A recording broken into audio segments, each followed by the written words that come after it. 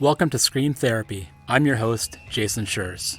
In October of 2018, I found myself in the hospital, sitting across from a psychiatrist who was telling me I had bipolar. I was sent home with a bunch of medication and laid on the couch for a week. I had my iTunes library on shuffle, trying to shake the hornet's nest from my head. Ever since I was a kid, I've been using loud music as a form of therapy. Punk rock and mental health have always been connected. This podcast looks at that connection through the lens of different guests. This is Scream Therapy. Here I am, still intact, and I could give myself credit for that, but I have cactus stone deep into my throat. I'm mortal man, my feet won't reach the smell of blood and violent bleach. I need a square foot and a rope. We can weave, we can unravel, we keep on sleeping right through our travels. More and more people in the mental health community are subscribing to a bio-psycho-social model. It dispels the myth that people live with mental health conditions because of quote-unquote broken brains. Bio is biological, such as genetic factors. Psycho is psychological, as in coping and interpersonal skills. The social of bio-psycho-social refers to the environment around us, things like social status and how people are valued by society. Amanda Filippelli is a writer and editor. She has used her punk morals through her career in publishing, as well as counseling at-risk youth in her previous jobs. Amanda believes the lack of creative space for musicians, writers, and other artists has a lot to do with the prevalence of mental health issues in artistic people. Misdiagnosed with bipolar earlier in life, Amanda warns against letting a diagnosis define you and forming identity around it. Amanda's clinical depression, OCD, and anxiety, in addition to being a punk, made her an outcast as a youth. Like many of us, she met other punks and found the punk scene. It gave her a community and a purpose. She says punk was, and is, a guiding light.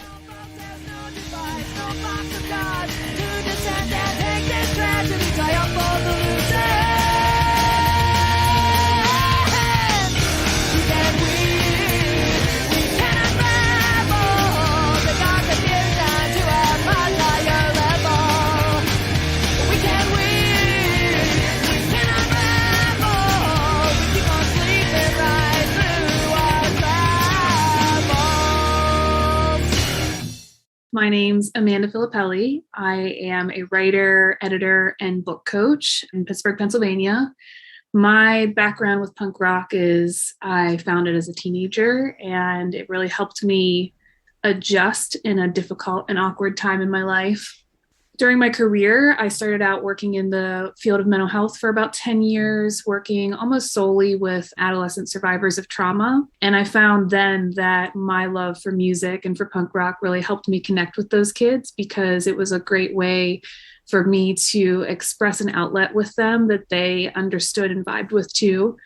So that really propelled a lot of my work in storytelling and in the arts. And so now, as a much older adult working in the publishing industry, it's still a big part of my life. And I love to give it credit for how it helped me heal. You talked about going to a punk show when you're in, I think it was grade 9. We were talking about this before the podcast.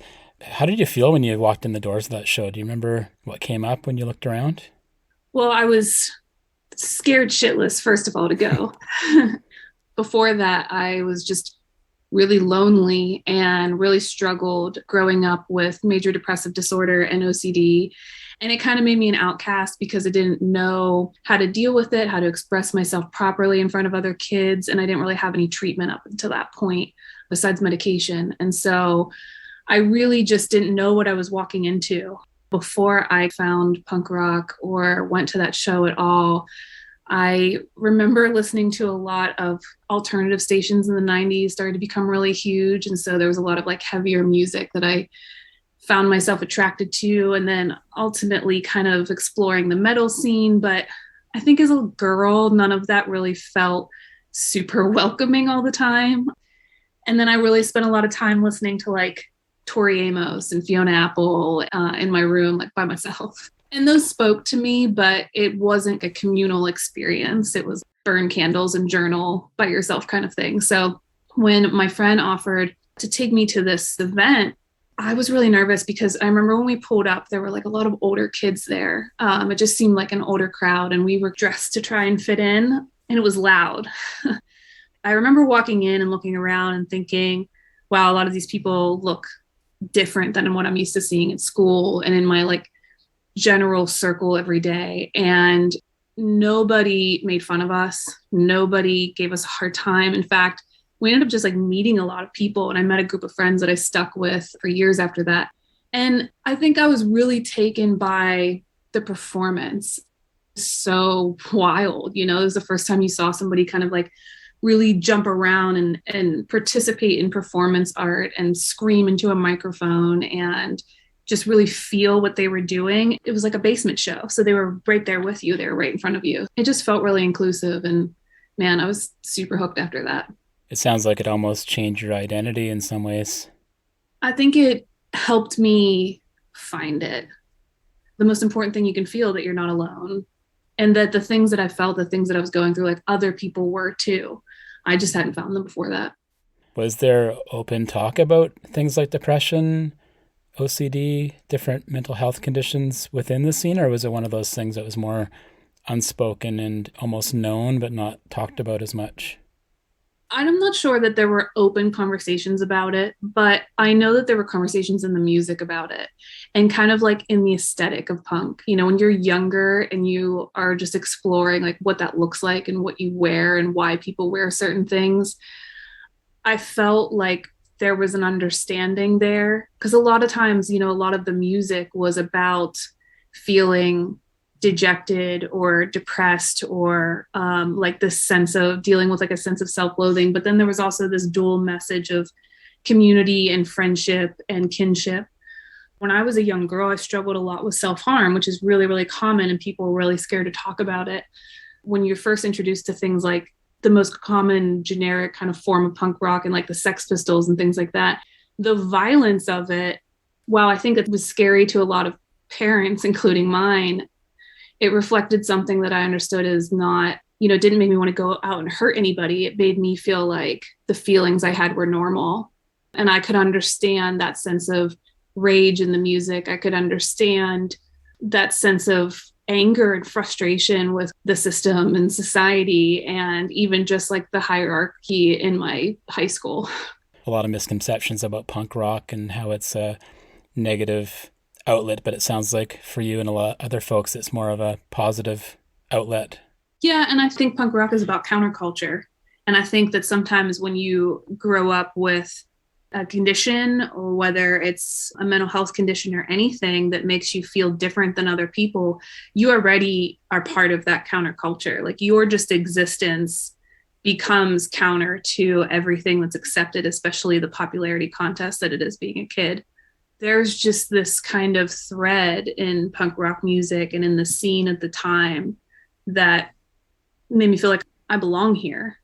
You mentioned your work with mental health and youth, how you're able to bring some of that into your work.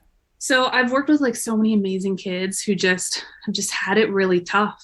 And I recognized early on that so many of the things they were feeling, the frustrations, the rage, the sadness, the problems with self-image, all of those things, and even symptoms that were like inherent with their diagnoses, were things that I knew that components of the music could really help them express themselves. The more interesting part to this was I worked in residential treatment facilities. So those kids lived there.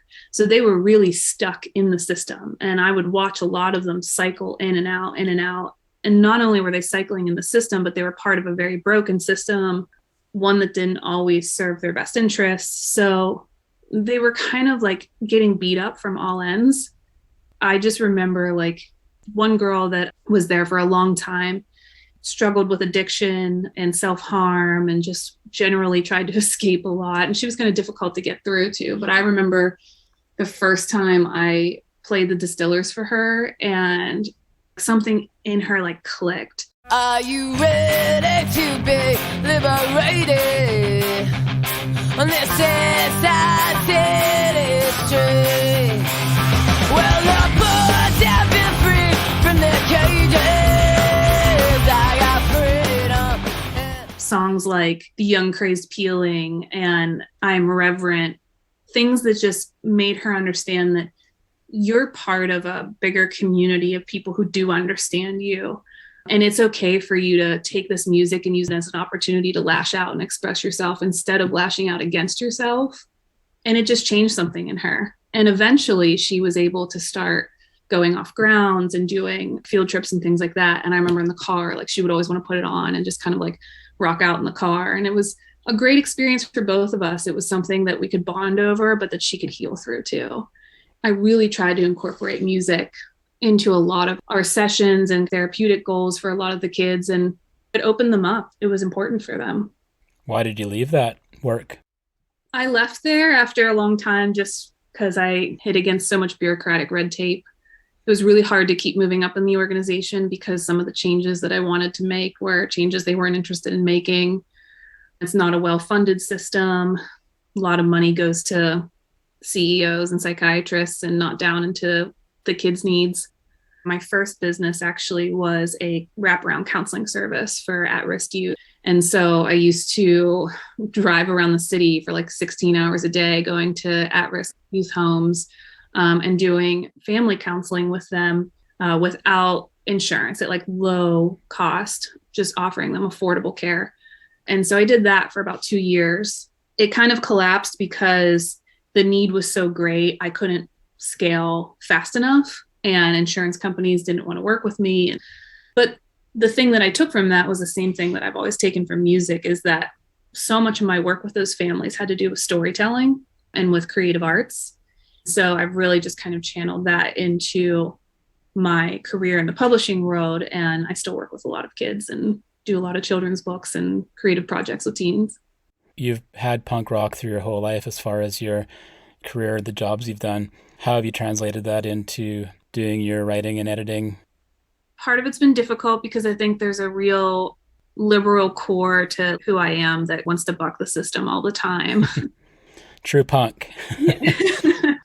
As an adult, there's kind of a more reasonable edge to that, obviously. But I think that that's a good place to be because it helps me see where the evils of the industry lie and what's good to push against and what's good to conform to, and that kind of constant conversation that we're always having in the punk world anyway.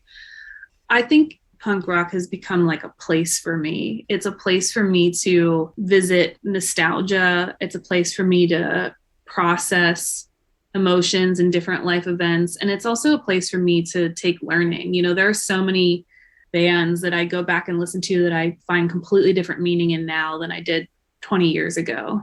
I think one of the best examples of those kinds of bands is Bad Religion. It's a fundamental state of mind. It doesn't really matter what I'm figuring out. I'm urging to wind up in a state of doubt and sanity. Something really philosophical like that you listen to as a kid and then you listen to again as an adult. You're like, whoa, wait a minute. That has really helped be like a touch point for me when I'm trying to work through what are the best decisions for my business. You know, in my world, there's a lot of clash between creativity and commercialism. And that's really tough because as a writer, as an artist, and as a person who coaches artists, I spend way too much time telling myself and other people that we have to conform to be a little bit more commercial for the industry to accept us and pay us money. I've spent a lot of time trying to fight against that. And I think that those values were really instilled in me by punk rock. And you do a lot of teaching. I was reading up on your website. This one that I really like is called Internal Excavations, which I thought sounded like a death metal band name. That's a good idea. I should start a metal. I can see the t-shirt. Yeah. So I just do a lot of talking about how storytelling and honest storytelling requires this deep internal excavation of yourself. If you want to represent any type of authenticity in your work, that you have to explore all the things about yourself that you don't like or that you hide from, because art comes in truth and truth can only be found in uncomfortable places. It's the same place you grow from. It's the same place change happens. The idea of an internal excavation is just the idea that you are willing to sit with traits about yourself that make you uncomfortable and explore them and understand why they exist, why they make you uncomfortable, until maybe you can try and get to a non-judgmental place about them and then write about them. Because the truth is, so many other people feel exactly the same way you do. When did you first know that you wanted to be a writer? always, always. Something has always been very ingrained in my personality. I first went to school for psychology because growing up, everybody kept telling me that I could never be a writer. I couldn't be an artist. I couldn't be any of those things, which I think is another reason why I never pursued music, because everybody just tells you that you're going to be broke and it's never going to work out and you need some kind of fallback plan. So I went to school for something entirely different. And then it wasn't until then when I used that degree and started working with these kids and saw how much art could change their life and how much music could change their life and how storytelling could heal them. And I was like, no, wait a minute. And went back to school twice for writing and editing. And that's kind of how I got here now. I probably feel the way about writing that most musicians feel about the way they grew up just constantly playing and creating music. So I just got a dual diagnosis. Bipolar was my original one 3 years ago, and just about a month ago, ADHD. And I'm wondering, because you have 3 different challenges: major depressive disorder, OCD, and anxiety. And I'm wondering how you see the intersection of those things. I think I have a little bit of a radical perspective on mental illness in that, in terms of creative people, including yourself, and that a lot of times I think that mental illness is less a diagnosis and more a reflection of the fact that society doesn't really create a lot of space for creative people. A lot of the behaviors and the things that our brains develop to adapt are reactive to a society that doesn't value what we have to offer. It can be really difficult to navigate and to exist inside a world where what you offer as skilled labor isn't valued in a lot of ways, not just monetarily. I think mental illness is obviously a real thing. I think there are a lot of conditions that are biological. However, I think that a lot of creative people are just misunderstood. A good example is that for many, many years, I was diagnosed with bipolar, and that's just what I thought that I had.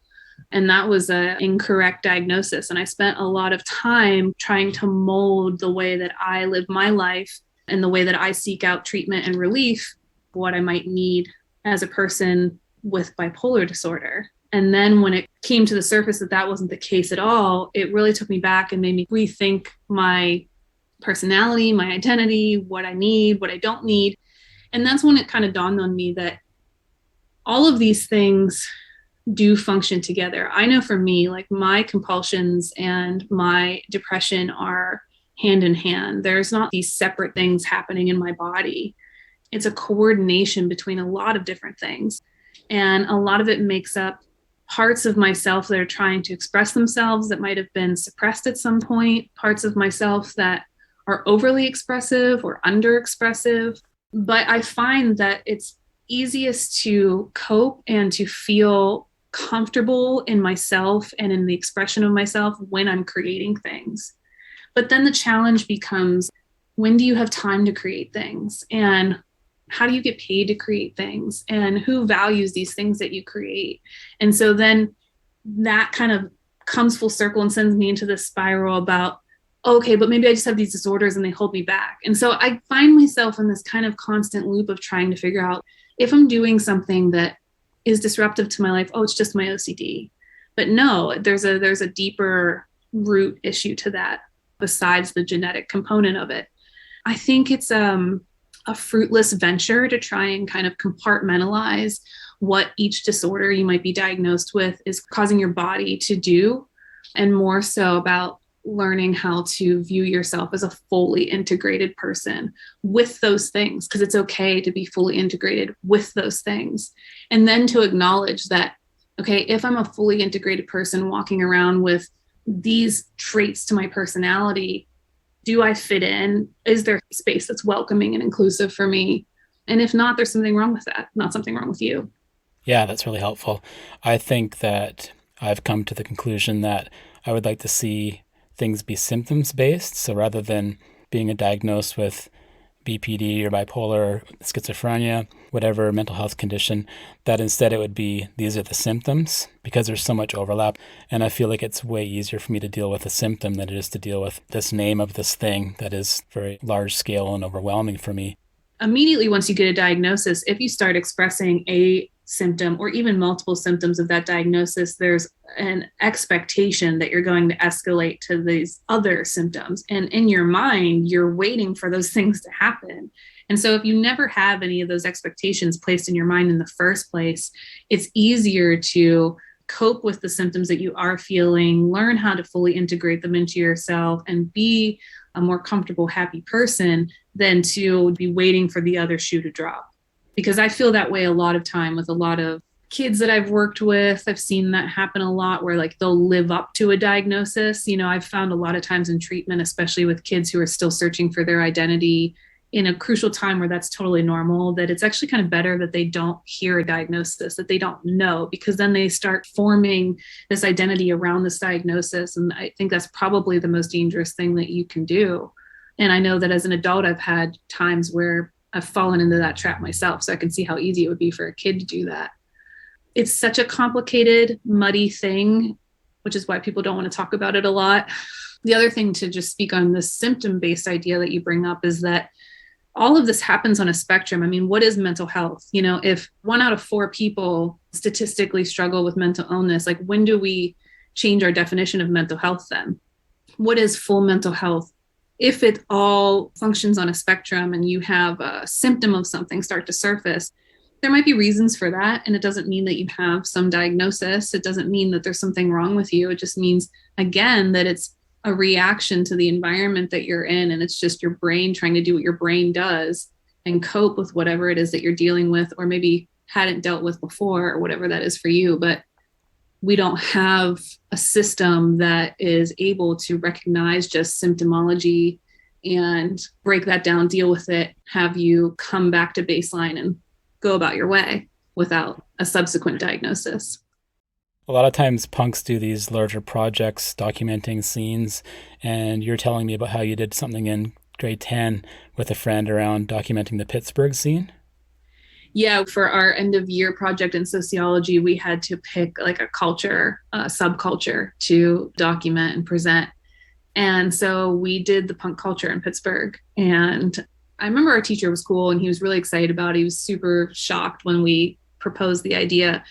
But then when it came time to present, it was a difficulty. For one, we got into a lot of trouble coming into the school for having Liberty spikes glued up. We weren't allowed to sit in classrooms like that.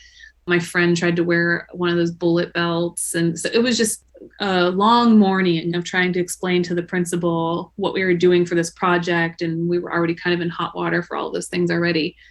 But then the presentation, you know, we just filmed every day for us. And at that point, we were spending a lot of time in this house. It was like a community house in a neighborhood here in Pittsburgh where all of these kids used to just hang out and live, especially kids who like didn't really come from great homes.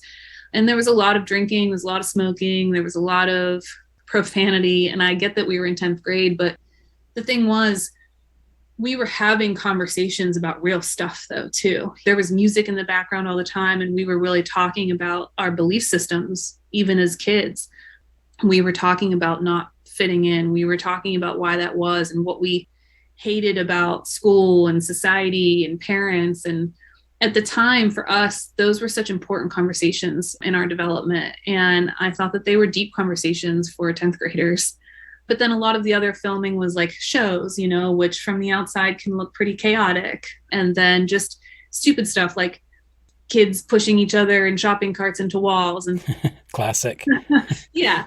But we really wanted to give a full, in-depth view of what a week looked like inside this culture and how, yes, it looked chaotic. Yes, it looked rebellious, but also like this was a family of kids who were always together, who, you know, we filmed a lot of people getting their feelings hurt and other people helping them. And we just wanted to show how diverse it was too, and how many people came from different parts of our city to be in this one little space, just to be with each other and just to support each other.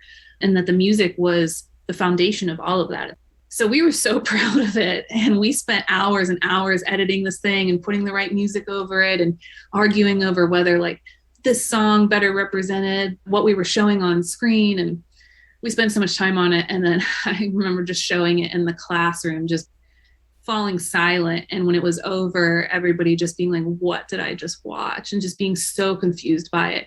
And we were ready to like field questions like, okay, what do you want to talk about? And just nobody wanted to talk about it.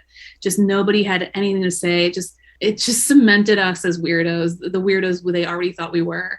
We got a great grade. Like our teacher loved it. He thought it was brave. I think he said some kind of weird word like that about it, which was not the point, but at least he was willing to see us and listen to us. But sometimes I think for some people that even when you do find where you fit in, that your presence is always just still difficult. That's how it felt. Has that changed for you? No. I mean, as an adult, it's different because you build your own life around you and you fill it with people who you want around you. And, you can do that now. You're not forced into situations like you are when you're young. But I do think even still, though, when I have to be in high level meetings with people like in my industry, or even just dealing with family members, or I do a lot of speaking engagements about storytelling. And a lot of times some of the things I say are pretty counter to what other people who talk on those subjects say. So I do find myself in that position a lot, but it's difficult for me because it makes me very anxious. And so I'm constantly battling this argument in my head about whether or not I'm just saying stupid things or if I'm saying important things or what's the difference at this point, so I run through that. But I ultimately know that this is who I am. And I have found that part of myself bolstered by punk rock and the creative arts and those sorts of scenes. And I think that what I have to say, which is inspired by those places and those things and those people, and they're also saying similar things, is important.